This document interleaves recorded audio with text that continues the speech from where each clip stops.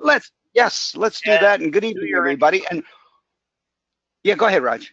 Oh, I'll do the introduction. Welcome, everyone, to the first Sunday night webinar for the new school year, 2017-18.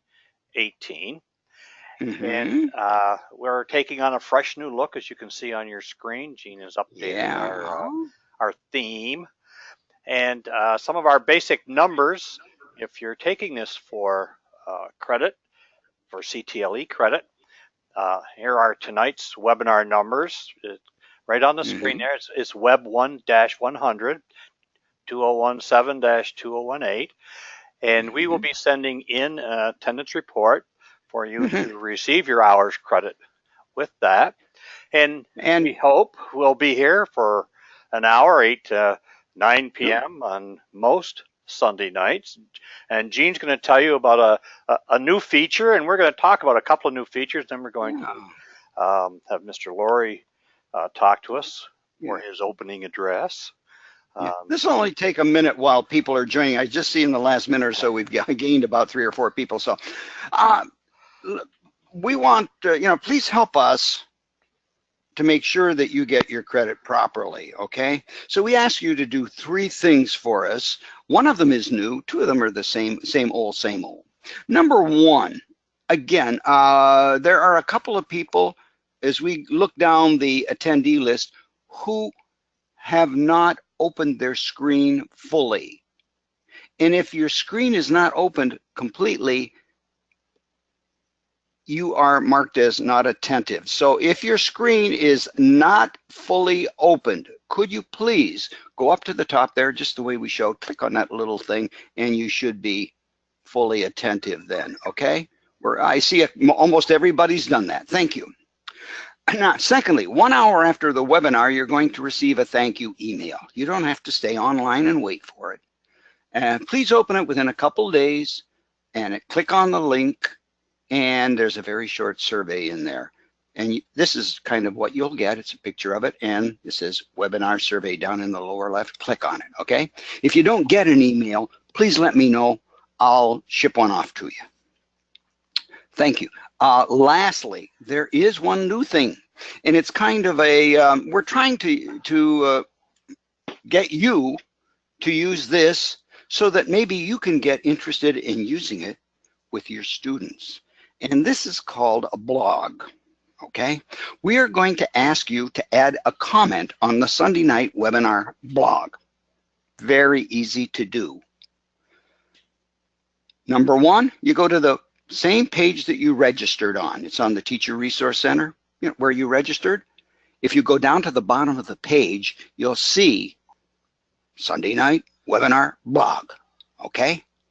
And on the right, click on the little blue comment button or word, and a new window will open.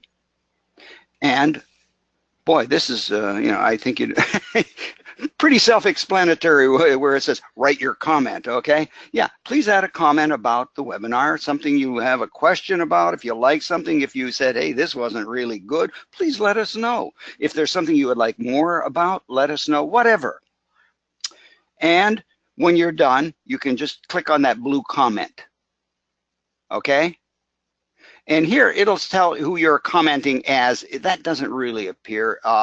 Maybe it does. The name does. Yes, your name does, but not your email. Yeah. Okay. Now, these will not appear immediately on the web page, or you can't go back and check your comment. This is a moderated blog, and this is what we want for teachers. In other words, it does not appear. No comment will appear until a teacher approves it. So what we do is we go in each day, check it out, and if there are comments waiting, we can read them and approve them, and then they will appear. And this is what you can do with your students too. If you want to, have for example, a literature story, and you put up a question, and the students can get on their computers and respond to the question. And there's that, how shall I put it, protection that they're not appearing until you approve them. Also, if they do, we do tell people to make sure that only the first name of the student appears, okay? Not the complete name, okay? That's another one issue that we do remind you about. So if you'd like to know more about blogs, drop us an email. We'll do it. Right. And with just, that, yeah, go ahead, Roger. we've been talking about this for a good while, and moving to the SchoolWire / Backboard platform for the teacher web pages, it makes this tool easier to use, much more accessible, and it's part of the social environment that we're in. So again, you can have a class blog. Anyone can have the blog, but you have full control. Gene mentioned about student names, identity, and so on. In your background scene managing the blog, you can make sure that no one is inappropriately identified. And this is also something, I think Darlene would echo this as well, that as part of the board's policy for protecting students' identity, that this be fully sanctioned by students' parents if you're going to have a classroom blog.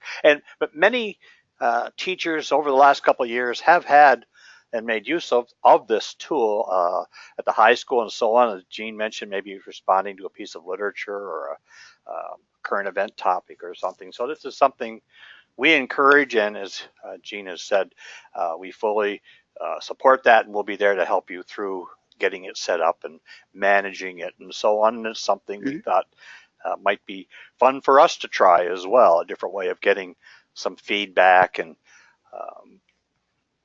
just getting acquainted with this tool. Hey guys, can the teachers close the group to just their class, or is it open to the public? You can. When you set it up, it can be restricted, so that if a student was going to respond to it, they would be prompted to sign in and keep it private. There's a sharing option when you set the blog up, and you can determine who can see it, who can't see it, and so forth. Yeah, so it can be fully restricted in that manner as well. So I would think that if it was restricted to the class, we might not need to get a parent approval. But if it were open to the public, we would probably need to do that. I think we'd want to make sure. Yeah, that makes sense. Right. Good point. Yeah. Even though a teacher can control who appears, that's another step to protect the kids and keep it more private. It may be something really the class doesn't want to share with anyone but themselves. Yeah, very good point. Yeah. And if you wanted to, setting up your teacher website, you're hopefully, that parents will take a look at it. You might even want to set up a blog where parents can send in comments. Of course, they can be moderated. A principal can have a blog. Yeah, anybody. Superintendent can have a blog. Yes, we can. We can do all kinds of. Oh boy. And yes. That's a good idea. Yeah. and with that, Gene, well, why don't we introduce our special guest tonight? The first webinar of the year. It's a welcome opportunity for school superintendent Mark Laurie to address those of us who participate in the blogs, but also set maybe the tone for what's going to happen for the rest of the year and with initiatives and priorities in the district and so on. So with that, Mr. Laurie.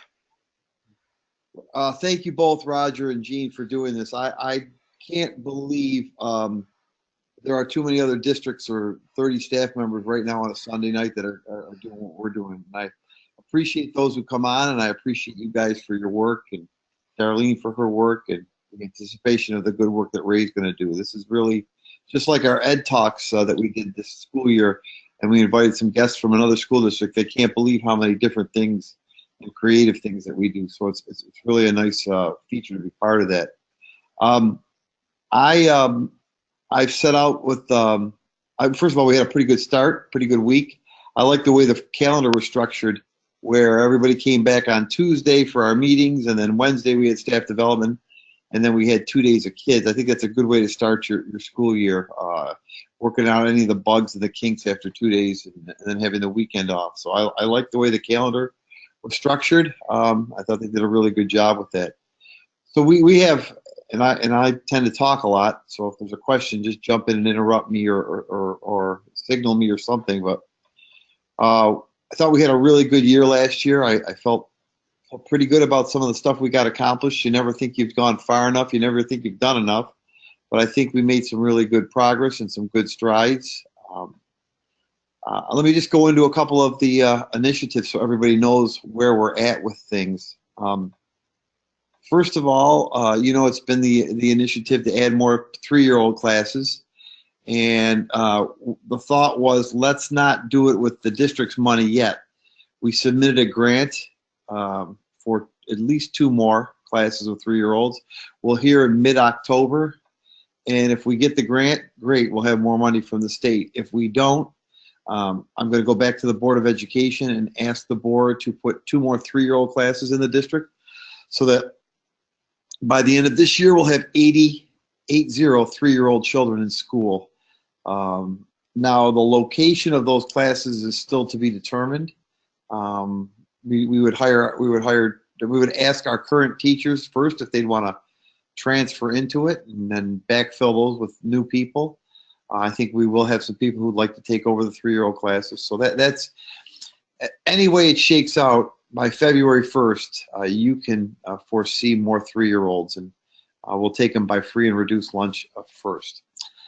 Next, I looked at today a posting that's going to go out for Kelphus school, and then ultimately for LaSalle, and up to the high school, to reinvigorate the theme at Kelphus around an international magnet school theme, blending the curriculum with the different cultures and different studies of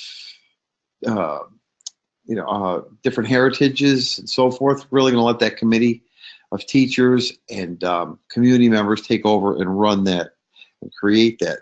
So we're looking forward to that. We have I've been around talking about our Healthy Bodies curriculum. We're going to take a health educator and put a health educator in the elementary schools, 5th and 6th grade. It'll be a she, and she'll service the 5th and 6th grades. And we are going to open up the school to allow some more partners to come in.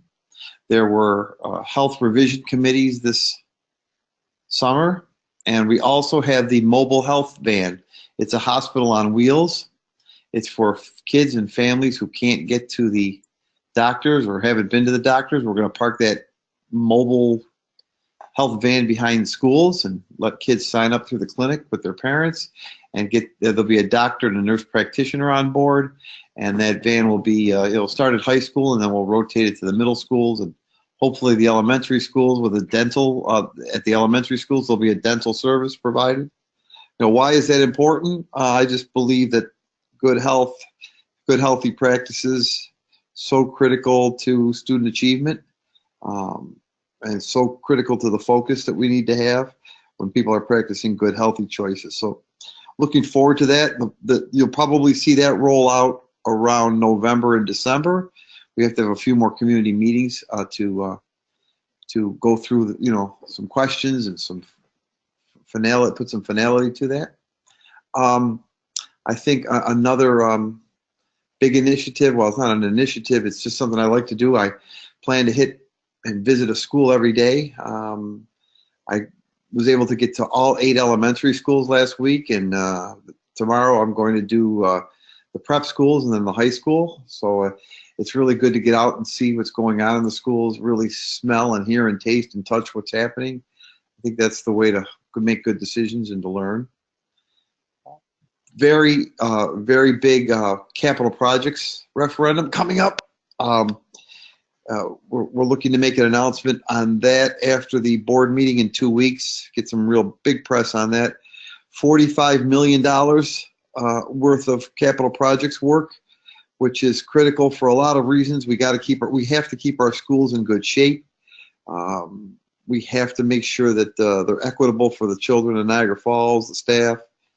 We we're going to focus on a lot of what we're terming non-glitzy things like roofs. Maple Avenue needs a roof desperately, as does Cataract, and GJ Mann needs new windows and window treatments. And I would really like to put a hot serving kitchen at 79th Street School. 79th is the last school that has their food brought in for their children from another school. So we have an idea about a footprint for a new cafeteria there.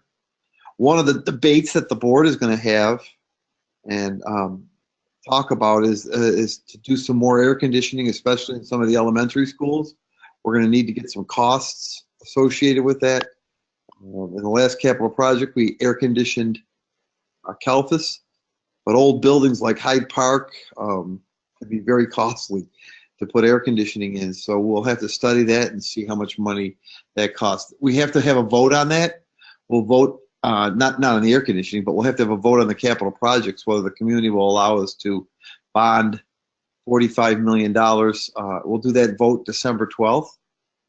One of the interesting parts of that vote is that at least $19 million of that will be using what they call quality zone assurance bonds. So not only will it be 100% reimbursable, but we'll actually make money for the general fund because we'll be aided at an interest rate that we don't have to pay as if we did have to pay it. It's a very legal thing and something we've been researching for a number of years. It could generate up to $150,000 of revenue for us. We're excited about it, and we'll have to take some time explaining it because it's kind of a confusing concept. We're looking forward to that kind of initiative.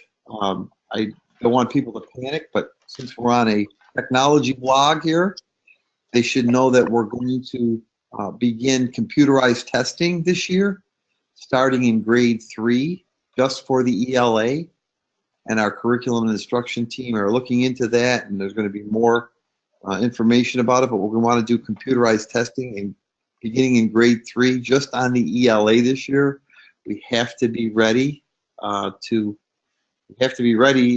for the eventuality that when the state comes through and says that all kids have to take the tests via computer, that we're not behind the 8 ball, and that we have kids practicing good keyboarding skills and practicing taking a test on the computer.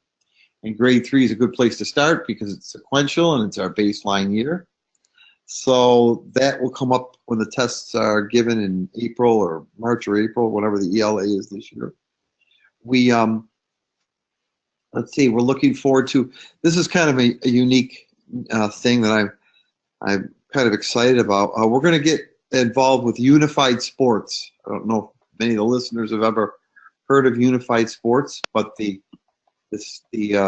Section 6 has a Unified Sports League. And what it is a handicapped child will participate with a non-handicapped child in a sport at the same time. And we're going to try 2 sports. We're going to try basketball, and we're going to try bowling. So we'll have a unified basketball team and a unified bowling team, boys and girls, and it'll help all of the students participate in interscholastic sports. We're really kind of excited about that. I think it's going to make a big difference. We received some good public relations press on having parent-teacher conferences move out of the schools, and I don't want it to be seen where every single conference won't be in the school, but we need to make some attempts to go and reach where parents and people are at and not expect parents and people to come to us. That's just not how the way the world works any longer, and it's not like it was when I was a student in school and my mother or father, both of them, could get into the conferences. A lot of single parents that work, a lot of parents who work at some place like Memorial Wouldn't it be a good idea to have teachers from a school or an afternoon where they're at the place where the parents work, and we'll work with the employer to get them to come down from their job, or to come over from their job and meet. That's going to take a lot of discussion and planning, but it's part of an approach to get out into the community and to make it a seamless community in terms of education and parent communication. Some good news. I think it's good news. I think our budget's in really good shape. We know that this is an election year, so we're hoping that we'll continue to have good budgets and good budget numbers. But you never know. But we have a good budget that was passed, and we're happy about that.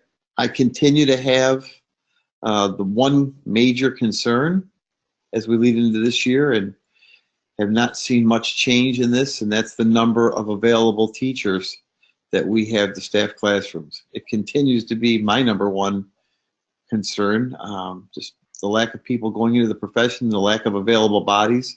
It's not just in Niagara Falls, it's all around. I recognize and know people get sick and things happen, but it's at an all-time epidemic proportion as I've seen it in terms of bodies ready to sub and work, and it remains a concern. I'm not so certain where we're going with this, where we're going with the resolve for this issue. So that would be the number one thing that would probably keep me up at night if you had asked me that. Those are a couple of the initiatives, and I'm really looking forward to a good year. I think the board's looking forward to a good year. I think the staff's ready. I think we've got some good things in place, and I think we've got some good momentum rolling. So that's a good 10 minutes without breathing or drinking or something. We do have a question regarding the state testing on computers, whether or not it would be a simple multiple choice, or only will students have to actually compose and key in written responses. Yeah, I believe it's going to be both, multiple choice and some short responses. I really don't know the construct of the third grade test well enough to be able to tell you. I do know that we told the principals to make sure they order for third grade, and I believe it's the traditional test only taken on the computer. There's no modified test, so whatever the way the third grade test looked last year is just, I believe, modified for a computer. Not to get off that topic, but I failed to mention one other initiative. I started to go down the line with CalFus, and then I don't know if Katie Shirakis is still on the line, but we really want to push this idea at Gaskill, and it's not to exclude LaSalle students, but to start a junior theater arts program, junior drama club. They had a meeting over at Gaskill this week, and they're even picking out plays and sent me a list of things that they would need to have to make a junior or a junior or middle school drama club production.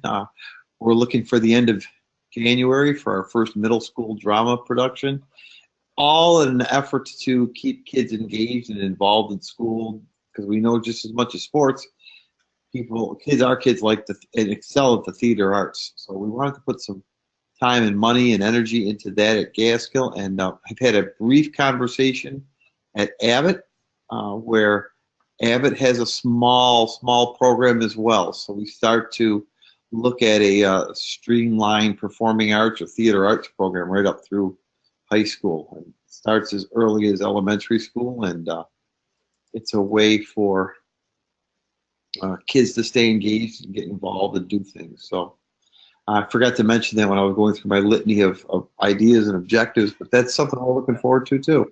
Well, I know there was a summer fine arts, I'm not sure exactly the title of it, that involved at the elementary level summer. And I met with the group of the elementary music teachers, and they were raving about its success and really energized with the prospects of what they had and going forward with it. And they did mention some aspect of it, with the performing arts that they might conceivably build into that program as well, and just say build the interest and sustain it. Right. I went to their culminating activity, probably about 25 to 30 students. It was great. They had not only they sang, they learned instruments, they learned different instruments, they played instruments they may not have ever heard of. They did cultural music. They also made instruments. They did a little STEM lesson where they made instruments. I know that the staff listening appreciates this, but we had 2,000 kids in summer programs this year between the high school, summer school, which was very big, the 600 or 700 in elementary school came for 5 weeks, all the recreation programs. 2,000 out of 7,000 kids is a pretty good number to have engaged summer That's programming. That's wow. Yeah, Yeah. 2,000. I know the number only because we need the sign-in sheets, you know, that's the other thing. We have a lot of really good grant money. We have 21st century grant money at the prep school and elementary. The high school's got extended learning day. I've told the principals and tell the staff, any club, organization, or activity that you're interested in forming or running after school, we'll have a way, and you have a moderator or a teacher to support you, we'll find a way to support that. That's an effort to elongate the school day, keep kids in school. I think if they're in school and they're doing things, and I know they had a knitting and crocheting club at the alternative school last year, and they do all kinds of other activities that maybe you don't have time for during the day. We'll support those. Now, I've asked each principal to find a moderator for chess because we want to really build up the chess program, and hopefully we'll have 4 or 5 teams in the elementary, 2 teams at the prep school, and of course the high school team, which competed last year in a chess league and came in 6th place out of 24 Western New York schools. So we hope to get chess moving. We've invited I think they're mostly men, the men who played chess at Wegmans, to, instead of playing chess at Wegmans, why don't they come into Niagara Falls High School and play on Tuesday nights in the library? And as I'm speaking, I'm thinking of something else, because I'm going to meet with an individual this Friday. Want to go back to a full-blown community education program setup. So you might have remembered a couple of years ago when we used to have all those after-school adult programs. And I'm speaking to an independent contractor who would come in and actually run everything from trips to Branson, Missouri, to cake decorating, to foreign language, to whatever is of interest. But to keep the schools open for the community. And so why is that? It's not our core mission. Our core mission is educating 4-year-olds to 18-year-olds. But why is that important? Well, they're public schools owned by the public, and I want 74% of the people who don't have children in our district, but still have to pay school taxes, to get some value out of, or at least have the opportunity to get some value out of our facilities. I think it's their right, and I think we owe them. And again, those won't be free necessarily all the time. They'll be offered a real nominal rate, and I think it'll be a nice way to get the community back into the schools. We have another follow-up question regarding the online testing. Is it the thought that maybe this eventually will find its way all the way up through the Regents exams? Yes, that's exactly the thought. So I'm probably not right with my dates, 2022, 2023. Everybody in 3 through 8 is supposed to take tests online. So if you time that out, if we start in 3rd grade, we'll be ready. So next year we'll add 4th grade and both ELA and math, 3rd and 4th, then 5th grade. So as this group of 3rd graders move through, we'll do that with the eventual belief that the Regents exams may go this way. There's been no announcement about that, but I want to make sure that we're prepared. I can only use an experience for my own children. My son's taking a couple graduate classes, and they call them hybrid classes now. So he goes once, and then he has 2 weeks. 1 week it's online, 1 week where he does his work on his own. And more and more colleges, I think, are going to those kind of hybrid situations where they're doing over the line learning and then showing up once or twice a month for college credit. I think we have to prepare our kids for that as well. So I do think the Regents will get there sometime. They're just getting everything back in order. I think the commissioner is doing a pretty good job, really, of trying to get things in order and roll things out the right way. We've, just as an aside, we have a pretty good relationship with our new regent, Catherine Collins. She replaced Bob Bennett, if you remember those names. And Regent Collins was in the district over the summer and was very impressed. She was here last year at the high school, and she's coming back for the Dads Take Your Child to Work Day on the 19th. She's going to ask the commissioner to join her on one of her next trips to Niagara Falls. We'd love to host her and get to talk about some of these issues. Hey, Mark, it's Dar. Back to the computer-based testing. Do you want to mention about the work that Rick's group did about keyboarding for the kids Yes. over the summer? Yes. So Rick had a team of people work this summer, team of teachers work this summer, to put together a resource package for the teachers, not only in third grade, but I believe they went to grades 1 and 2, of resources for practice for keyboarding, work practice that they could do in order to improve their keyboarding skills, because you can't take a test the same way you might send a text message. So there's an entire package of practice for test taking on a computer that Rick is going to roll out and share with the teachers at a department meeting starting in third grade, and then work their way down to second and first grade and kindergarten and eventually pre-K. Because you need to have those skills and not type the way I type or type the way I text in order to take a test, because it's another processing function in your brain that, a kid's trying to embrace the question and embrace the reading and the answer, and then they also have to be able to process how to transmit their answers through a computer. So it's something that I believe is learned and not just natural, even though we do so much. It's almost impossible to walk through a school at any time and not find kids on a computer as young as kindergarten or pre-K. So, but it's different.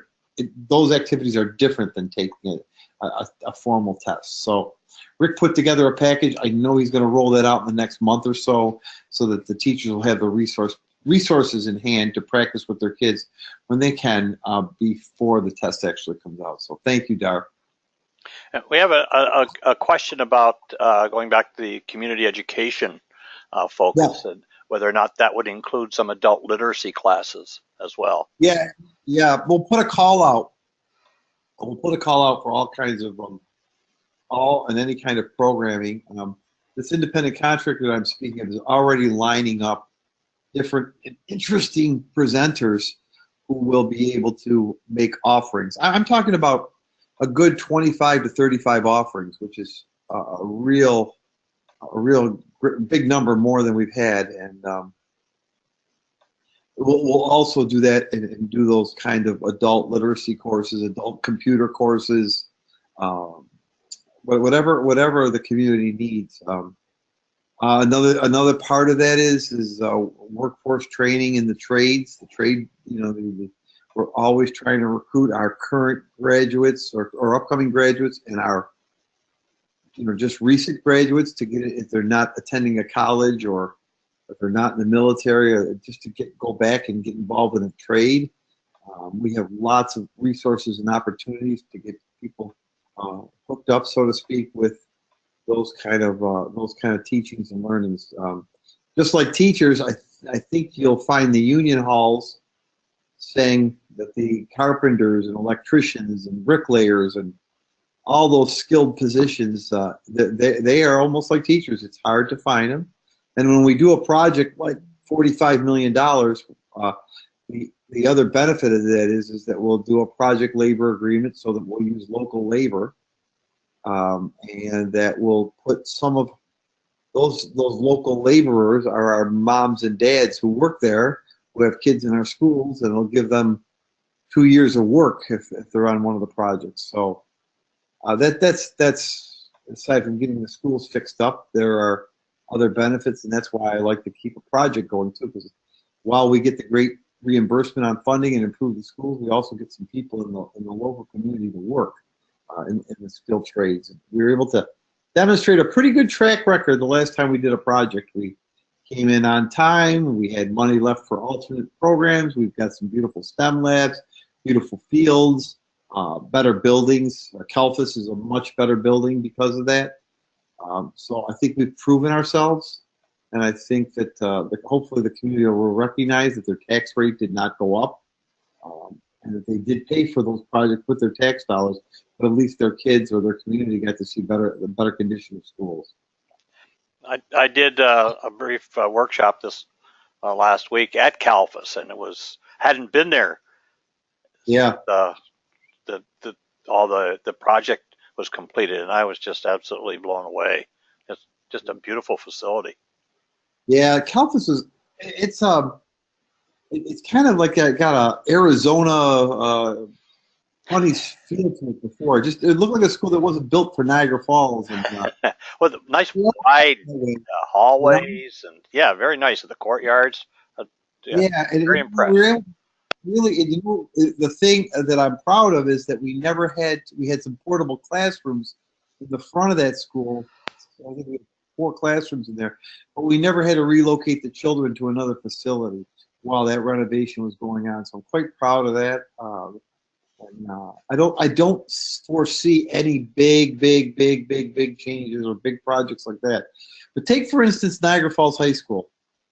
Everybody refers to it as the new high school. It's going to be, by the time it's going to be almost 20 years old. It's 2018 is coming up on us quickly. The school was built in 1999. That time goes awfully fast, and when you put 2,000 to 3,000 people through a place every day for 240 days nonstop, it takes quite a beating and quite a wear. Just the roof alone is going to be 20 years old, and we'll need to look at that. So there's a lot to always do in terms of maintaining facilities. You can't get behind on stuff like that. At all. And Mark, don't forget we've got our Smart Schools bond that we're going to upgrade some of that stuff. Right. Yeah, the big.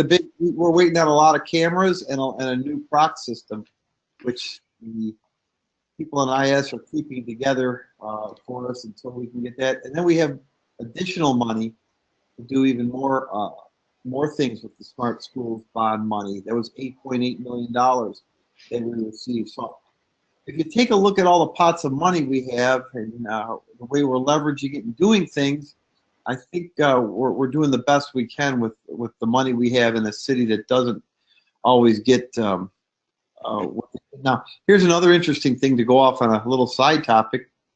On Tuesday, this past Tuesday, they heard the Court of Appeals in Albany heard the appeal from the 8 small city school districts on what they call the Maestro case. That was about the improper funding of small city school districts. And so just briefly, let me tell you what happened. The judge ruled in favor of the state in the initial ruling, this Judge O'Connor, and she said that the school aid formula had not been given enough time to take hold in order to fund small city school districts. Well, every year the governor seems to change what the school aid formula is. So the argument was, how can you say that it's not given time to take hold when the formula never stays the same or is never followed? And our attorneys, which are attorneys that the 8 school districts have retained, made a pretty good and compelling case for why the small city school districts were not given their fair share of money. And they only had it was interesting, they only had 10 minutes to argue that in front of the Court of Appeals, but from an attorney that I know that was in the courtroom, they thought that it went really well, and we'll probably find out in December whether the Court of Appeals will send the case back and have it reviewed. So, there's always hope there for additional funding and additional aid for the schools. That would be about, the state would owe us about $20 to $23 million, and I don't think we'd ever get it all in one one fall swoop. But if we were able to pick up a couple $24 million, if we were able to pick up a couple million more every year, it would certainly alleviate that year-to-year uneasiness we have when budget time comes around. And it kind of is that way. You never know, and you got to fight and talk and worry that you're going to get the proper funding. Constant battle. It is. It is a constant battle. One more question, Mark. Going back to what you were talking about with the 5th and 6th grade health program, any idea when that might be rolled out? Yes. Yes, Gene, Roger, Gene. Yeah, here's the timeline on that. We're going to meet with the district parent committee September 26th. We need to have about 2 or 3 community forums so that the community gets a chance to at least come and speak about it. We need to have, I plan to take it all to the Board of Education at their October meeting. I want to say October 26th is their meeting.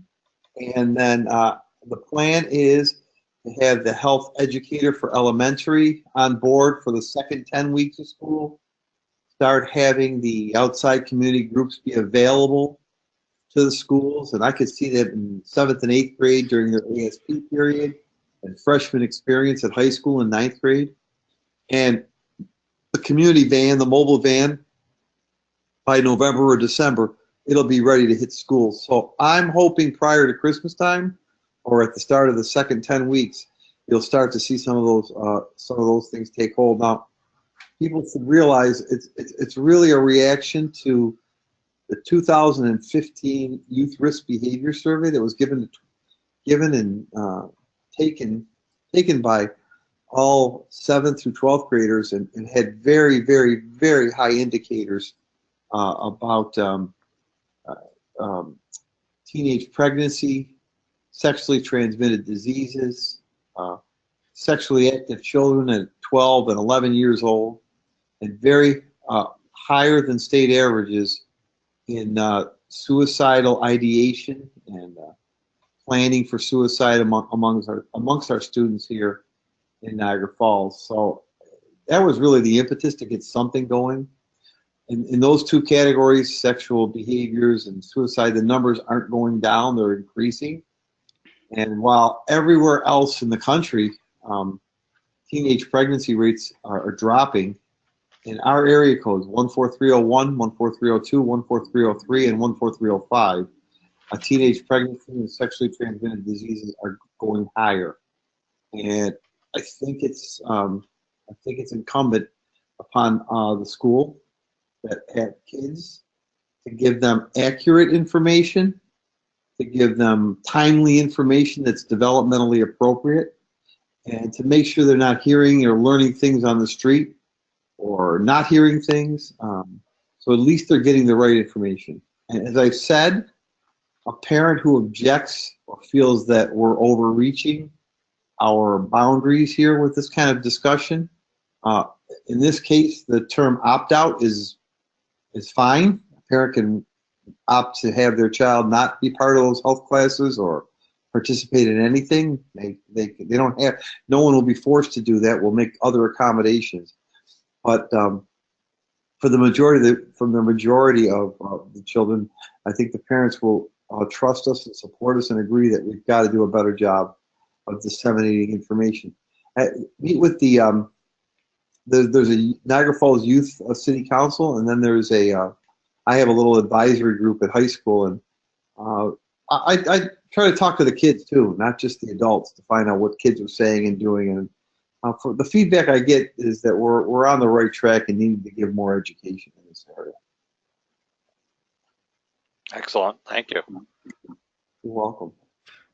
Well, are there any other questions? If there are, you can either raise your hand and we'll open your mic, or go down to the question and type one in and send it to us. We'll be glad to ask Mr. Laurie.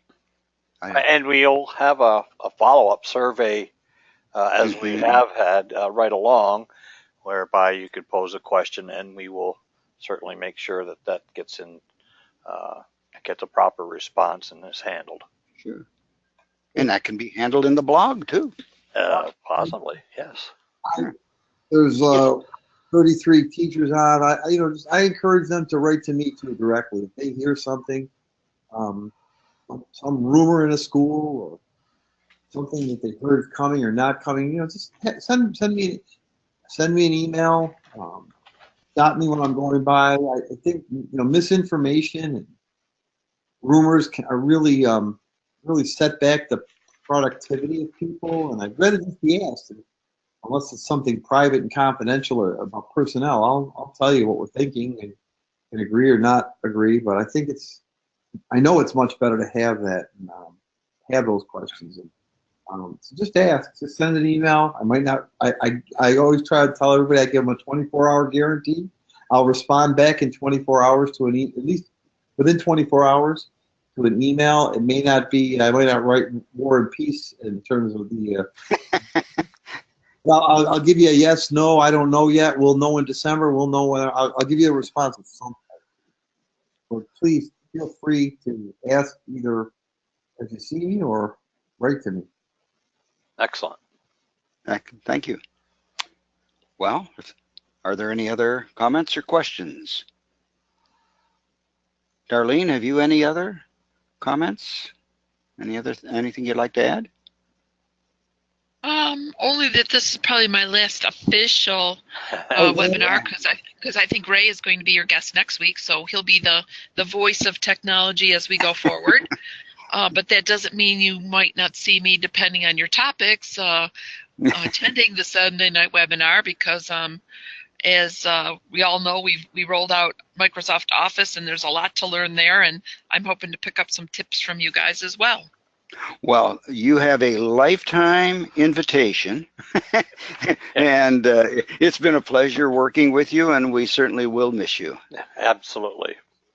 Well, it's been a pleasure. I've really enjoyed my time with the district, and I really think that the teachers and staff have all embraced the technology that we've put in, and I hope that they continue to do that under Ray's tenure. What are you going to do, Darlene? Lifetime membership. It's like luggage. You'll never be able to get rid of it. Yes. Yeah. And anywhere, anytime. Yes. What are you going to do? I know you're involved with the Boy Scouts and that, but what are you going to do, Darlene? Have you thought about it? I don't want to put you on the spot. My intent is not to work, but if an interesting project comes along, I might be enticed to do something. I intend to start to fill up the seats in the boardroom for board night, just because I feel sorry that we have all those seats and we rarely have attendance. So I thought maybe I could start with filling one seat just to keep up with things. And I am also a board member for St. Peter's in Lewiston, so I'll be doing that. And I'm going to look at some other community opportunities. As you know, I'm heavily involved with the Boy Scouts, which is almost like another full-time job. But I'm going to continue to do that. I'll be the president of our local council next year, so that'll take up a lot of time. And then, of course, there's always those home projects that I've let go. So, and a little traveling. Terrific. Stay away from Florida for a few weeks. But oh yeah. Well, actually, I'm actually slated to teach a class down there in January. So you should be fine. The Florida Sea Base, if it still exists, it's out at the Keys. So I'm not sure it's going to survive. Oh dear. We have an additional comment for Mark regarding the new recess implementation training through Playworks. It is. I am totally uninformed with what that is, but you might want to comment on that. I do want to comment on that. Thank you. Yeah, that's really good. So the Ralph, the listeners know since the passing of Ralph Wilson, the owner of the Bills. His money is in a trust. They've started the Ralph C. Wilson Foundation, and they're looking to fund lots of early childhood programs and recreational type programs. So the foundation has endowed a group called Playworks with money, and Playworks has reached out to us, and what they'll do is they're going to start with us by doing some training of the lunchroom folks in some of the schools. So, in some schools it's very nice and easy to have kids in the elementary eat for 15 minutes, and then some cafeterias tend to get very, very loud. But in certain places, there are grounds and fields and areas where kids can go outside. So Playworks will come in starting in October and train the recess, the lunchroom monitors and staff, and they'll also give the schools about $2,000 worth of free equipment to let kids use during lunchtime that includes physical activity, in line with the Ralph Wilson Foundation mantra of support physical activity. So it's free to us. We don't have to pay for any of that. The schools will pick up some recess type materials. We've also suggested that they train the staff from the Boys and Girls Club for next year's summer program and the latchkey programs, so that the kids can have more meaningful recess time. Also, teachers who have to fulfill minutes for time to meet the phys ed requirement could use the materials and use the equipment. So we're just getting into this Playworks, and we're kind of excited about it. We're going to be doing some training, as I said, in the next month. We have a couple of pilot schools. Abbott is going to pilot Cataract, Man, Calfus, and Maple, and mainly because those schools have a lot of play area nearby. Now, Hyde Park is a tougher one because it's so landlocked. Niagara Street's a tougher one because it's kind of landlocked. So not that those schools didn't want to. It's just they don't have the space to get outside as much. As an aside, we're going to start another playground project. I know 79th Street received a beautiful playground, 2 basketball hoops. It's going to get paved and striped soon, I hope. But this year's playground is going to be put in at Cataract School, and probably between the school and the other side where that the new dome is, we'll put probably a nice primary playground out there. So, trying to do things to help kids during after school time and or lunchtime, have some other options instead of just sitting inside.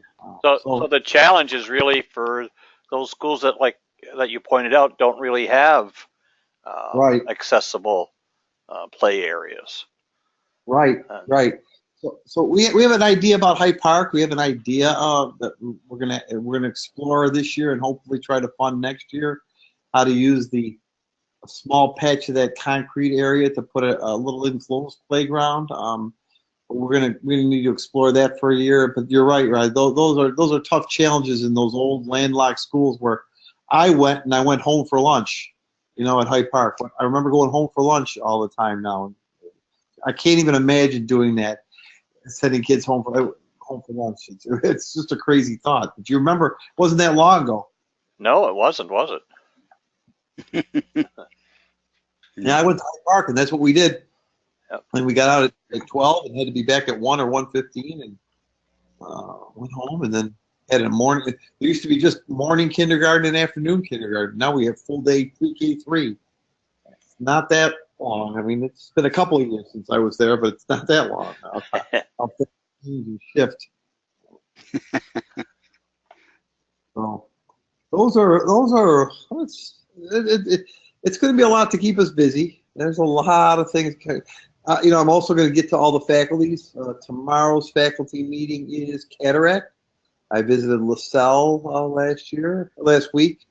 Every Monday I will visit a different faculty meeting and have this same dialogue for 20-25 minutes and be more specific about the individual school that I'm at, so that people know. I'll also try to walk the schools. I think, as I told you, tomorrow the middle schools.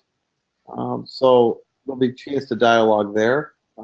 I want to thank the We have a really good team in central office. You know, not just that Darlene's leaving and Ray's coming on, but we have a new food service director, Kevin Edwards, who I went to school at Hyde Park with. Now he's our food service director. You know, Joe and Becky and Maria and I don't want to name and Ray and Darlene and of course, who could forget Earl Smeal and you know, Earl's done a really good job stepping up in maintenance for us and purchasing, and so it's a really good team of people to work with, as is it in the schools. Another concern, and I've voiced this before, is that we're getting very close to having a number of administrative retirements. I think I weathered 2 years without having to move a principal, which I heard clearly that, you know, in many cases we need some more stability in the administrative ranks, and I move too often. I think this will be the last year when we'll have the ability to not have someone retire, unfortunately. So I always worry about that. I know there's a lot of good people waiting in the wings, but you always worry that you have enough and people that are interested in getting into administration and leadership. It's not an easy thing. I know there's teachers who are leaders in their own classrooms and in their own schools, and are happy doing that, and I appreciate that.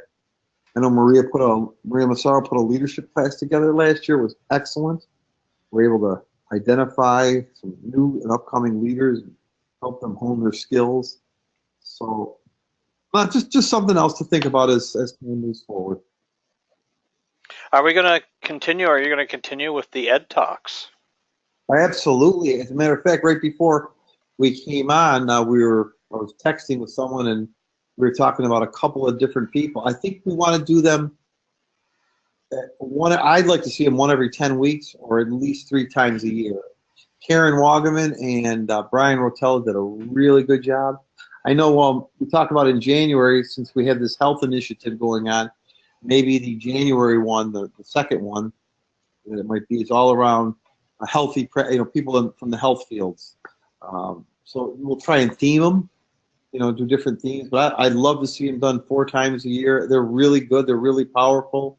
You get to hear someone speak, right from the heart with no notes, talk about a topic and see how they think or what their style is, and get some good takeaways and learn more about each other. I think it was a great idea that the Teacher Center had, and I'm really proud of it. And I know we invited Newport to come, because we invited their superintendent to be one of the speakers. I wanted the staff that attended to hear from a different superintendent. They've kind of heard from me a lot, so I wanted him to hear from Paul Cassari, who's the superintendent of Lewiston, and he was really good, and really complimentary to Niagara Falls. But he wants to bring some of his teachers to our Ed Talks, which I think is cool. And speaking of Lewiston Porter, we have our application in for our junior ROTC program.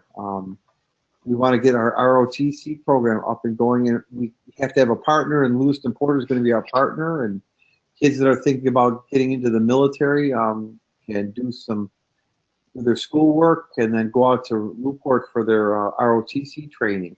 So they'll get that as part of their school day, which is a year from now. It's not going to be this year. That's a year from now. So I'm excited about that program coming up too, because at graduation, we always have 40 students who stand up that are going to the military in one of the services, and I give them a lot of credit. I give those kids, those 18-year-olds, a lot of credit. They stand up proudly and are ready to serve our country, and I know there are kids that are interested. I just think it's important that we try to identify and program for as many different interests that kids have, be it drama, sports, the military, writing, poetry, music. That's how you get kids in school, not by sending out truant officers. You get kids in school by giving them things that they like and they learn and they want to continue to do. So that's my belief. Yes, that sounds absolutely awfully good. Engage them. Yeah. Get them engaged. We've reached pretty much the magic hour here. We have done that. Want to thank you very much, Miss Lori, Mark, and Darlene, for joining us tonight. And hope we can do it again. Darlene mentioned we're going to invite, he has been invited, Ray Graneri, the new Information Services Program Director, and he'll be with us next week, next Sunday night. And we want to just keep these going. We'll invite Karen Wagaman to give us a new perspective from the Teacher Resource Center, as well as Gene and I doing our thing with what's new with technology. Just a couple of things is on Tuesday of this week, we will be hosting a drop-in center for technology, the Board of Education and Training Room 109 for teachers who have questions about any of the technology, but specifically we want to focus on the new teacher web pages that represents a change. And we're going to keep that going for a couple of Tuesday afternoons and try to meet the needs from all different directions. Gene, you want to add anything? No, I think you've summed it up nicely. I want to thank Mr. Lurie and Darlene for joining us, and thank all you attendees who have joined us, all the teachers who have joined us, and we love to see you back here next Sunday too. So please consider coming. We'll do our best to keep you informed, maybe a little entertained. I don't know about that. But watch but anyhow, the survey email. We invite you to drop a comment on the blog, get into that a little bit, and we'll be have a little fun with more us. about that Absolutely. as well. And with that, we'll say good night. Thank you very much. I'm going to stop the recording, Raj. All righty, I'll take a look at the button. Okay. I think I did stop it. Okay, I did stop it. And with that, we're going to say good night to everybody. Hope to see you next week. Yes, good night.